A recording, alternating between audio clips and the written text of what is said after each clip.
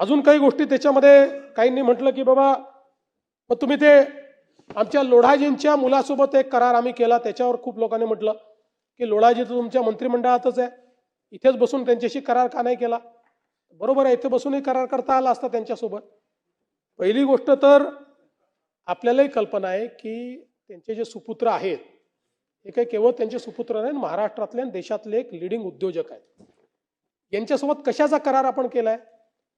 आपण 1,00,000 कोटीचा करार केलाय FDIचं गुंतवणूक इन डेटा सेंटर.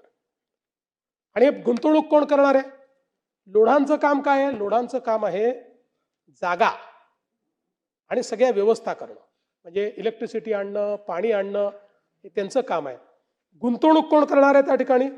सगळे हायपर स्केलर्स गुंतवणूक करणार आहे. Amazon, STT, मायक्रोसॉफ्ट, NTT, म्हणजे जगातल्या ज्या सगळ्यात मोठ्या डेटा सेंटर कंपन्या आहेत त्या करणार आहेत. आणि म्हणून त्यांच्यासोबत करार केला.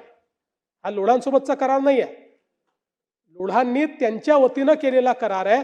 या सगळ्या कंपन्यांची गुंतवणूक त्याच्यामध्ये आहे. एक पंचशीलचा देखील या ठिकाणी उल्लेख झाला. पंचशील जी पुण्यातली कंपनी आहे त्यांच्यासोबत तुम्ही करार केला. हा पंचशीलचा करार नाही आहे.